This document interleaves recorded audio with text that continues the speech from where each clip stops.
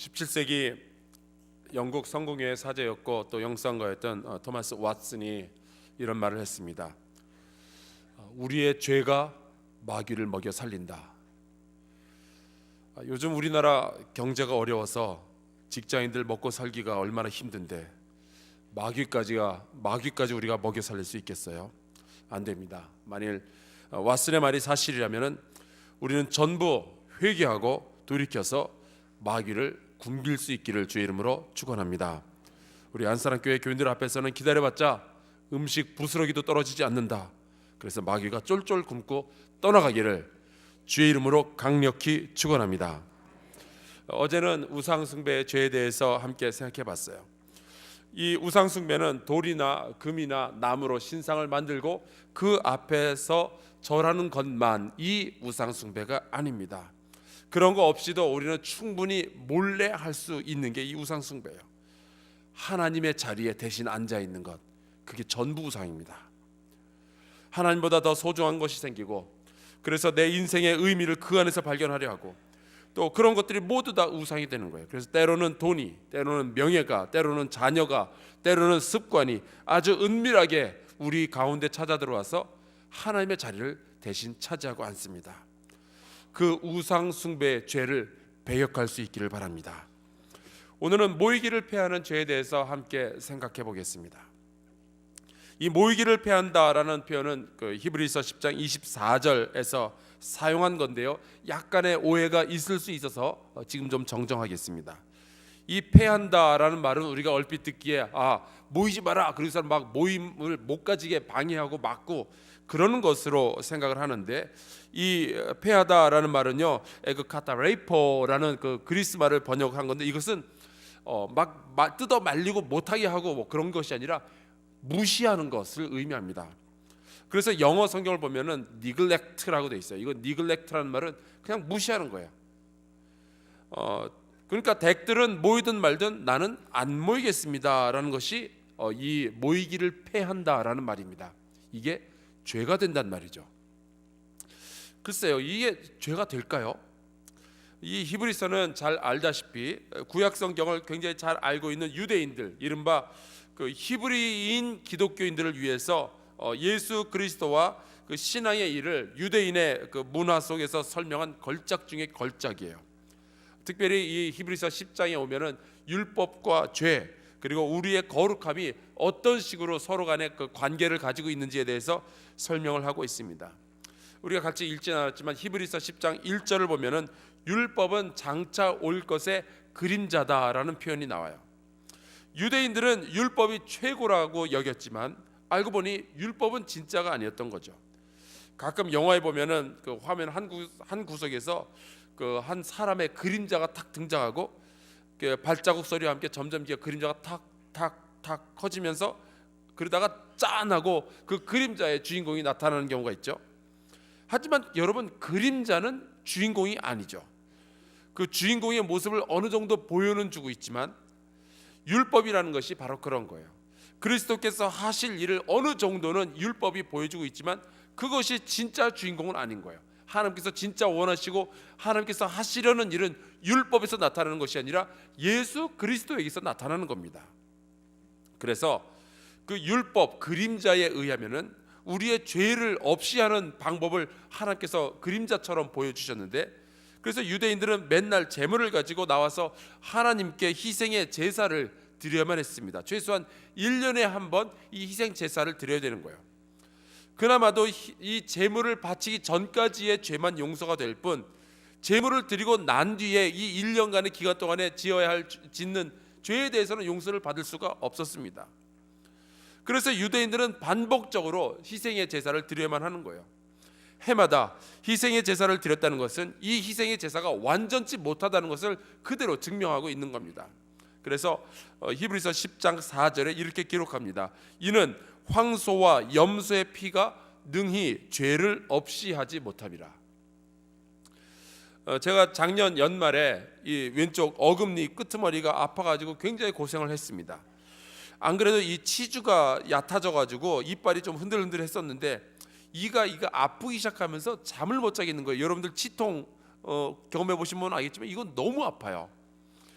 치과에 가봤더니 이제 염증이 생겼다는데 이거를 뽑을 생각은 좀 못했습니다. 가능하면은 그대로 원래 이빨을 가지고 있는 게 좋습니다. 그래서 그냥 가지고 있을 생각을 했었어요. 근데 이게 너무 아파지고 통증이 심해지고, 그래서 이제 진통제와 항생제를 먹었는데 이게 또 시간마다 먹어줘야지, 안 그러면 이게 너무 아픈 거죠. 근데 밤이 되면은 이게 아프니까 잠을 못 자는 거예요. 그래서 한 3, 4주를 하루에 한 2~3시간씩밖에 못 잤습니다. 그런 식으로 크리스마스 때부터 연말까지 이렇게 고생을 하다가 결국에는 참다 이빨을 뽑기로 했어요. 그때 옛말에 알터니가 쑥 빠진 것처럼 시원하다라는 표현이 뭔지 그때 경험을 했습니다. 일단 뽑아내니까 그 다음부터는 전혀 아픈 일이 없는 거예요. 이럴 줄 알았으면 진작 뽑는 건데, 앞으로 어디 이빨이 아팠다 그러면 일단 뽑고 볼 생각이에요. 율법에 의한 이 제사는 진통제와 항생제의 역할을 할 뿐이죠. 약효가 떨어지면 다시 먹어야만 하는 이 약처럼 우리의 죄를 완전히 치유해주지는 못했습니다. 근데 하나님께서는 그러한 불완전한 요소, 불완전한 그 용서를 원하지 않으셨어요. 완전하게, 그림자와 같은 용서 말고 완전한 용서를 원하셨던 겁니다. 하나님의 백성을 완전하게 하고 거룩하게 하기 위해서 하나님은 완전한 제사, 완전한 용서, 다시는 희생 제사를 더 이상 드리지 않아도 되는 이 멋진 계획을 세우셨는데, 그것이 바로 예수 그리스도이십니다. 10절에 이렇게 표현했어요. 이 뜻을 따라 예수 그리스도의 몸을 단번에 드리심으로 말미암아 우리가 거룩함을 얻었노라. 14절도 보죠. 그가 거룩하게 된 자들을 한 번의 제사로 영원히 온전하게 하셨느니라. 이 알터니가 쑥 빠진 거예요. 이 거룩함은 우리가 하나님과 드디어 만나서 아버지와 아들, 아버지와 딸의 이 관계를 가지고 대화를 나눌 수 있고, 이제 서로 사랑을 나눌 수 있는 어떤 관계가 열린 거예요. 주님께서는 십자가의 희생과 죽음으로 우리와 하나님 사이를 연결해 주셨어요. 그래서 마태복음 보면 예수께서 숨을 거두실 때 성전의 휘장이 쫙 갈라지는 놀라운 역사가 있었죠. 많은 사람들은 이렇게 해석을 해요. 그때 드디어 사람들이 하나님과의 관계가 열린 거예요. 휘장이 찢어지면서. 마치 이 중매쟁이와 같이 우리 사람들을 잘 준비시켜서 머리에 기름 바르고 옷을 예쁘게 입혀서 맞선 자리에 나아가 하나님을 만날 수 있도록 준비해 주신 바로 그것이 이 예수 그리스도의 일인 거예요. 이제 하나님께 이렇게 예수 그리스도의 희생을 통해서 하나님께 가까이 나아갔으니, 예수께서 이렇게까지 완전하게 우리를 준비해서 하나님을 만나게 해주셨으니 이제부터 우리는 어떻게 하면 될까요? 예수님의 희생이 어떻게 해야 우리가 헛되게 만들지 않을 수 있을까요?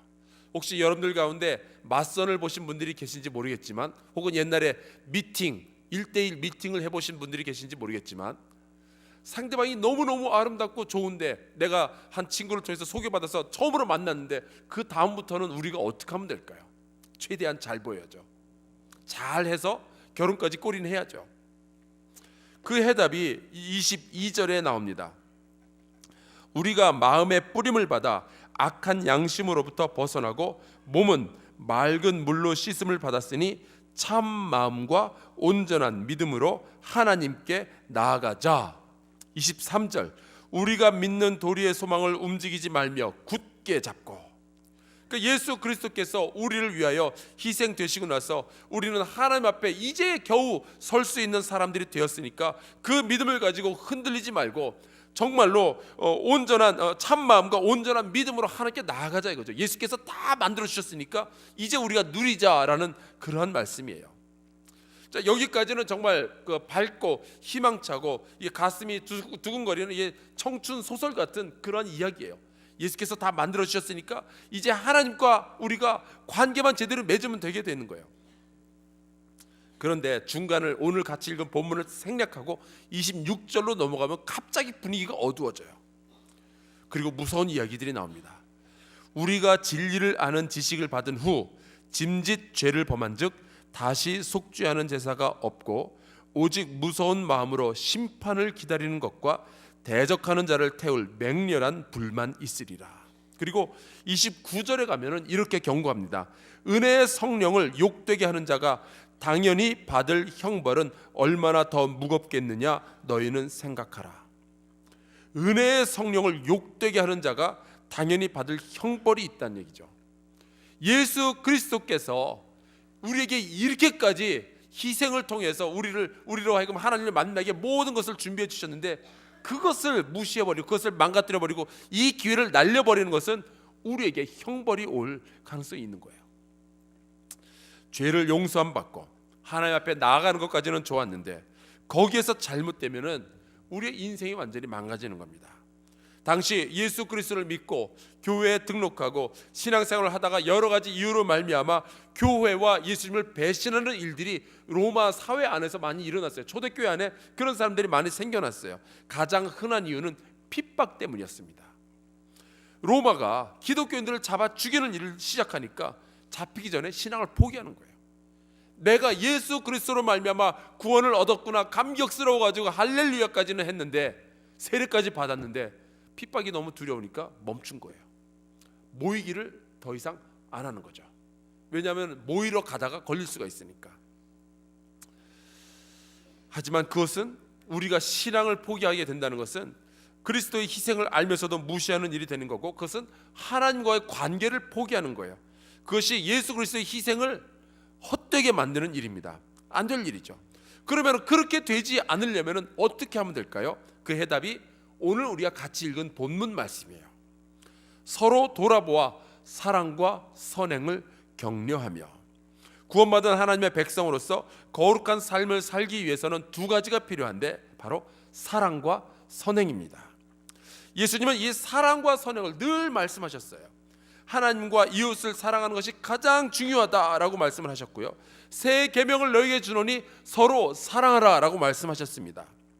그리고 선행, 두말하면 잔소리죠.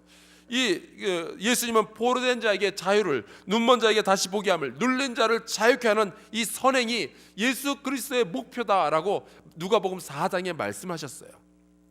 또 말로만 아니라 실제로 그 필요한 것을 이웃에게 주어야 된다라고 늘 말씀하셨어요.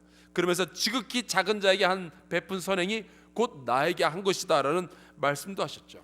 그러니까 우리가 하나님의 백성으로서 해야 할 일은 이 사랑과 선행인데, 문제는 이 사랑과 선행을 우리가 어떻게 해야 가장 잘 효과적으로 할 수 있느냐 하는 거죠. 오늘 본문에 보니까 사랑과 선행을 격려하라라고 이야기하고 있습니다. 그것이 우리가 왜 교회로 모이는가의 이야기예요. 이유가 됩니다. 요즘은 가나안 성도라는 부류가 생겨나기 시작했습니다. 가나안 성도는요, 가나안은 안 나가를 거꾸로 읽은 게 가나안이에요. 그러니까 이제 교회는 안 나간다는 거예요. 이분들이 하는 얘기가 이거예요. 예수님은 좋지만 교회는 싫다는 거예요. 희한한 논리죠. 그래서 그 교회는 안 나가지만 신앙생활은 난 나름대로 잘 한다 그러면서 주일이면 스타벅스 같은 데 가서 혼자 성경 보고 혼자 예배를 하는 거예요. 커피 마시면서. 이분들은 물론 교회에 실망했던 사람들이에요. 여러 가지 교회의 안 좋은 모습들을 보고 됐다, 나는 이제 교회 안 간다, 모임에 참여하지 않겠다라고 생각을 하는 겁니다. 그래서 기존과 철저히 다른 방식의 신앙생활을 찾아다녀요.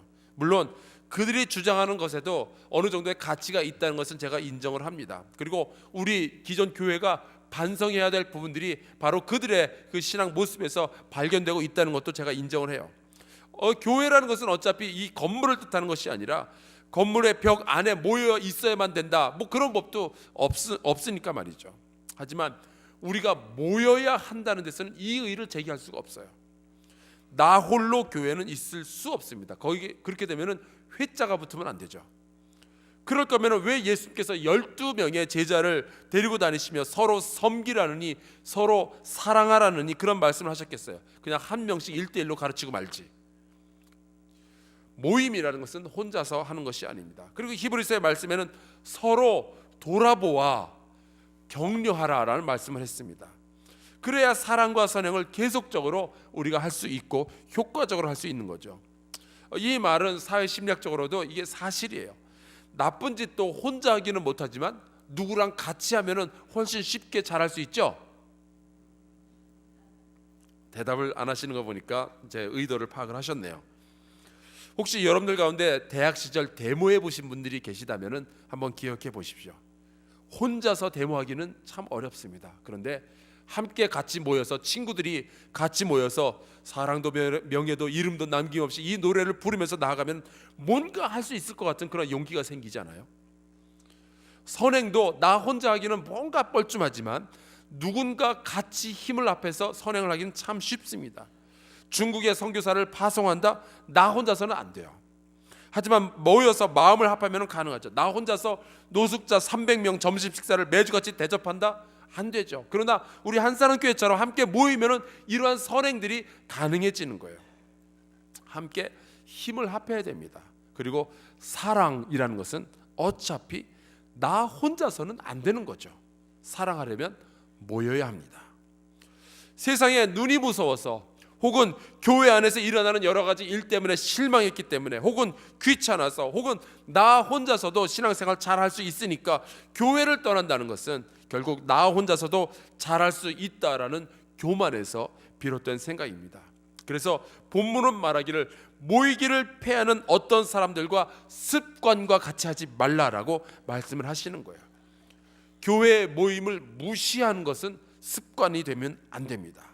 어쩌다가 여러 가지 일이 있어서 한두 번 빠질 수는 있겠지만 이것이 습관이 되어서 아예 교회 모든 모임에 안 나오고 딱 한 번만 나온다, 있을 수 없는 일입니다. 그래서 사도행전 2장 46절에 보면은 초대교회 성도들이 날마다 마음을 같이하여 성전에 모이기를 힘썼다라고 말하고 있는 거예요. 그래야 우리가 예수 그리스도의 몸의 역할을 감당할 수 있습니다. 교회의 모임을 무시하는 것은 서로 돌아보아 사랑과 선행을 격려하는 일을 포기하는 일이 됩니다.